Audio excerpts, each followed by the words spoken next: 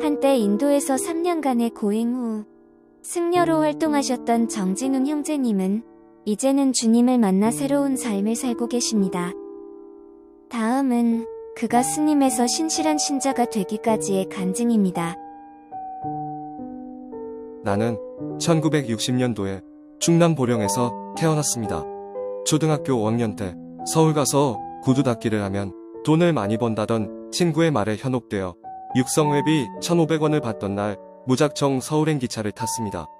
영등포역에 도착해서 대합실에서 자려고 누웠는데 목탁지는 소리가 들려 쳐다보니 내 앞에 스님 한 분이 서 계셨습니다. 그 스님은 저를 보자 "정진훈, 너 육성회비 들고 도망쳤지라고 말해 나를 깜짝 놀라게 했고 나는 어떻게 알았냐며 스님에게 물었지만 그는 가보면 안다면서 관악산에 있는 절로 나를 데려갔습니다. 알고 보니 그 스님은 승려가 700명이나 되는 절의 주지승이었는데 그 스님은 저에게 굳은 일을 시키며 승려가 되는 공부를 가르쳤습니다. 그런데 내가 3년을 배워도 한자도 제대로 깨우치지 못하자 승려들이 모두 가르치기를 포기하고 말았습니다. 하지만 그해 초파일 불공들이러 온 어느 여자분의 걸음걸이를 보고 제가 한눈에 과부라는 것을 알아맞추자 주지승은 내가 바로 내 제자다라고 말하며 기뻐했고 곧 나를 인도로 보내 3년간 고행을 하게 했습니다. 주먹밥 49개로 3년을 견뎌야 하는 고행을 마치고 돌아오자 19살에 팔계라는 법명을 주어 주지승이 계신 곳의 승려로 인정해 주었습니다. 그런데 법명을 받던 날로부터 밤 12시가 되면 곤히 잠든 나를 찾아온 이가 있었으니 그가 바로 불가에서 말하는 신이었습니다. 그 신은 새벽 5시까지 나를 깨워놓고 내 입술을 통해 다음날 사주하러 가서 만나게 될 수백 명의 이름과 그 사람들의 주머니에 들어있는 돈의 액수 그리고 과거의 일들을 낱낱이 말해 주었습니다. 법회를 마친 후 11시쯤에 시주를 나가는데 길 가다가 마주치는 사람들의 이름이 저절로 마음속에 떠올랐습니다. 나는 처음 서울에 오던 날 영등포역에서 주지승이 내게 했던 것과 똑같은 방법으로 너는 신 아무개지 주머니에 얼마가 들어있지 라는 말로 사람들을 혹하게 하고 주머니에 돈을 시주하는 사람들에게 과거의 일을 말해주며 신이 말해주지 않은 장래 일은 내 입에서 나오는 대로 거짓말을 했습니다. 승려 초년 시절에는 매일 시주를 나갔는데 하루에 적게는 100명, 많게는 500명에게 신이 가르쳐 준 대로 해서 많은 시주를 받아냈습니다. 나는 신이 찾아오면서부터 한 번도 배운 적이 없는 중국어, 일본어, 영어, 러시아어, 인도어 등 5개 국어를 능통하게 구사하게 되었습니다. 외국인이 자기 나라 말을 하면 내 귀에는 그 말이 한국말로 들려왔고 대답할 때는 신이 혀를 움직여서 외국말을 자유자재로 말하게 했습니다. 관상, 수상, 독상 등도 잘 봐서 절로 직접 찾아오는 사람들도 있었고 관상을 볼 때도 과거의 일은 척척 알아맞혔지만 하루 후의 일은 신이 전혀 가르쳐주지 않아서 많이 벌 팔자라는 등 거짓말을 했는데 내가 한 그 거짓말을 그대로 믿어서 행동하면 믿은 대로 이루어지기도 했습니다. 나는 이런 신통력 때문에 불가에서는 신동이라 불리며 유명해졌습니다. 승려가 된 지 6년째 되던 21살 때부터는 여러 군데 대학교에서 동양 철학 심리학을 강의해달라고 강사로 초빙하기도 했습니다. 초등학교 때는 늘 뒤에서 1등만 했고 승려들도 가르치기를 포기했던 둔한 머리로 어떻게 대학생들을 가르칠 수 있었냐 하면 수업 전날 신이 학생들에게 가르칠 내용을 미리 가르쳐 주었기에 가능한 일이었습니다. 학생들에게 내가 미국의 유명한 대학교를 졸업했다고 거짓말을 했습니다. 나는 외국어를 쓸 줄 몰랐지만 학생들이 원어를 사용하면 나는 거짓말처럼 혀에서 원어가 술술 나와 그 내용을 설명해 주었고 이런 신통함에 매료당한 학생들은 나의 강의에 깊게 빠져들었습니다. 강의 도중 눈빛을 통해 가장 빠져드는 학생들을 미리 봐두었다. 나처럼 신통한 힘을 가지려면 승려가 되라고 설득했고 불교 재단인 한 대학교에서는 3년 동안 강의하면서 25명의 대학생들을 승려가 되게 했는데 그 학생들의 학비 전액을 장학금으로 대주느라 승려 월급과 강사 사례비 등 수입 전부가 쓰였습니다.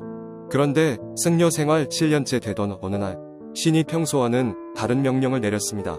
내일 내가 고향 친구를 만날 텐데 절대로 아는 척을 하지 말라는 것이었습니다. 참 이상한 일이었습니다. 다른 때는 만나라는 말만 하더니 왜 이번에는 만나지 말라는 건지 잘 몰랐습니다. 그리고 다음날 실제로 을지로 사거리에서 나는 고향 친구와 마주쳤고 순간 깜짝 놀라 나도 모르게 그에게 인사를 했습니다. 나는 그 친구에게 10년 전 집을 나간 정영일 안수집사의 아들이라 소개를 했고 그도 깜짝 놀라며 나를 알아봤습니다. 나의 아버지는 원래 박수무당이었는데 목사님이신 그 친구의 아버지가 전도해 안수집사가 되었고 신학교 2학년이었던 그는 승복 차림의 나를 보고 안타까워했습니다. 그는 다음날부터 오전 11시만 되면 내가 있는 절로 찾아와서 성경 한 구절씩을 읽어주었습니다. 다시는 찾아오지 말라고 타이르고 심지어 싸워서 때리기도 했지만 그는 비가 오나 눈이 오나 하루도 쉬지 않고 나를 찾아왔습니다. 그렇게 그 친구는 10년이나 나를 찾아왔고 나는 그 정성에 깊은 감동을 받았습니다. 그리고 나도 돌을 닦는 한 사람의 승려로서 입장을 바꾸어 저 친구에게 똑같은 정성을 쏟을 수 있을까 하는 생각이 들었습니다. 하지만 도무지 그렇게 할 수 없을 것 같았습니다. 그래서 하루는 그 친구에게 밖에서 만나자고 했습니다. 도대체 성경에 무엇이 있기에 나에게 그러냐고 물어볼 생각이었습니다. 그리고 혼자 방에 앉아 몇 해 전 그 친구가 사준 성경책을 처음으로 펼쳐보았습니다. 무심코 펼친 곳이 예수님이 십자가 사형을 당하기 전날 기도하는 장면이었습니다. 만일 아버지의 뜻이거든 이 잔을 내게서 옮기시옵소서. 그러나 내 원대로 마옵시고 아버지의 원대로 되기를 원하나이다. 그 후 예수님이 십자가의 사형을 당하는 구절까지 읽고 나자 나는 마음이 울렁거렸습니다. 어느새 승려 생활 18년이 되었고 그동안 불가에서는 꽤나 유명했던 탓에 사형장에 4번이나 갈 기회가 있었고 불교인 사형수들에게 극락왕생을 축원하는 불경을 외워주면 평안을 얻는 듯하고 49제와 제사를 지내달라는 조건으로 수억 대의 돈을 기탁받기도 했습니다. 그런데 잠시 후 사형 집행 장소로 옮겨질 때는 이미 혼이 다 빠져나간 사람처럼 교도관의 팔에 의지해서 걸음을 뗐고 사형수가 죽음의 고통에 떠는 바로 그 순간마다 내 마음속에서는 저 영혼은 내 거다라며 비웃음치며 좋아하는 내 안에 있는 신의 목소리가 들려왔습니다. 사형장에 갈 때마다 매번 똑같은 소리를 들으며 나는 내가 섬기는 신이 이 세상 무엇보다도 사람의 영혼을 빼앗는 것을 좋아한다는 것을 비로소 알았습니다. 사형수가 죽음의 고통을 두려워하는 것은 예나 지금이나 마찬가지일 텐데 사형수였던 예수님의 태도는 내가 만나본 사형수들과는 너무나도 달랐습니다. 죄 없는 분이 남의 죄를 지고 사형을 당하면서도 아무런 반항도 없이 내 원대로 마옵시고 아버지의 원대로 되기를 원한다라고 기도하는 모습이 내게 너무나 큰 충격을 주었습니다. 내가 사형수라면 예수님 같은 기도를 할 수 있었을까라는 생각이 들었고 다음 순간 예수 믿는 어머니와 아버지 생각이 났습니다. 승려는 부모님 생각을 버려야 했습니다. 그러나 그 순간에는 도저히 그럴 수가 없어서 부모님이 믿는 예수님에 대해 좀 더 알아보고픈 마음에 속독법으로 창세기부터 요한계시록까지 단숨에 읽어내려갔습니다. 그러는 동안 한 번도 귀담아 듣지 않았던 친구가 읽어준 성경 구절들이 생각났습니다.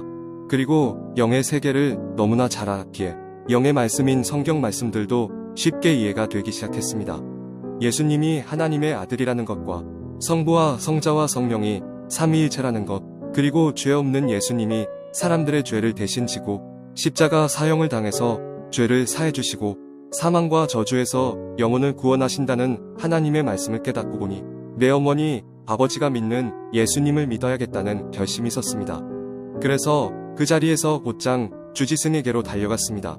주지승도 신통한 사람이라 내 마음이 변하는 순간에 이미 그 사실을 알고 있기 때문이었습니다. 내가 속세로 가겠다고 하자 주지승은 이미 마음이 떠났구나 하며 붙들지 않았고 사복으로 갈아입은 후 친구와 만나기로 한 장소로 달려가 우리는 함께 고향집으로 향했습니다. 팔순을 바라보시는 부모님은 13살에 가출해서 34살이 되어 돌아온 셋째 아들을 알아보지 못하셨는데 친구가 지난 10년간의 사연을 말씀드리자 그제야 돌아온 자식을 껴안으시며 통곡하셨습니다. 동네 사람들이 우리 집에 모여 밤늦도록 가족 상봉의 기쁨을 함께 나누었는데 밤 12시가 되자 어김없이 신이 찾아왔습니다. 나의 배신에 화가 난 신은 내 입을 통해 예수 믿으면 죽여버리겠다고 그야말로 귀신 같은 괴성을 지르며 내 손을 끌어다가 엄청난 힘으로 내 목을 졸랐습니다. 깜짝 놀란 가족들과 동네 사람들이 달려들어 내 손을 목에서 떼어놓으려 했지만 21년 동안 꼭두각시 노릇하며 복종하던 나를 놓지 않으려는 귀신의 분노는 엄청난 괴력을 발해서 아무도 이길 장사가 없었는데 어머니가 하나님께 기도하자 곧 손을 풀고 떠나갔습니다. 그 후에도 매일 밤 귀신이 찾아와서 목을 졸랐고 주일날 교회에 들어가는 순간에는 뒤로 나자빠지게 만들었는데 머리에 심한 상처를 입은 나는 그 길로 2년 동안 의식을 잃고 식물인간이 되고 말았습니다. 귀신은 의식 없는 내 손을 끌어다가 다시 목을 조르고 그 상태에서 주사바늘도 들어가지 않을 만큼 몸을 뻣뻣이 굳게 만들었습니다. 두 손으로는 자신의 목을 꽉 조른 채 눈을 부릅뜨고 뻣뻣이 굳어버린 식물인간. 나는 그런 모습으로 2년 동안 교회 바닥에 누워 있었다고 합니다.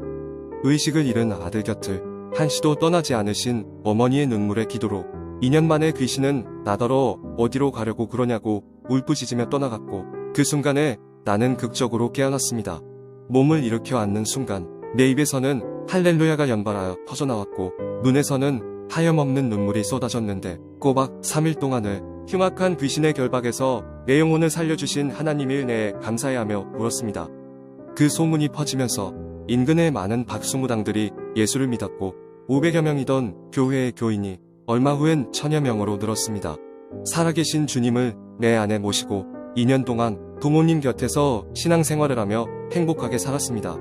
그 후 어머니가 돌아가신 후 나는 서울로 올라왔고 그 후 연세중앙교회 윤석전 목사님의 설교가 굉장히 은혜롭다는 말을 듣고 2000년 1월 넷째 주일 혼자서 노량진 성전을 찾아왔습니다.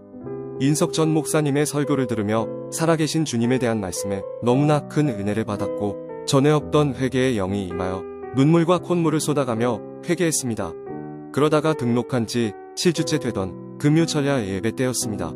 한참 동안 기도하고 있는 중에 갑자기 내 혀가 말려들면서 방언을 말하게 되었고 순간 성령이 충만하게 역사하신다는 것을 느꼈으며 곧 절제할 수 없는 오열이 터져 나왔습니다.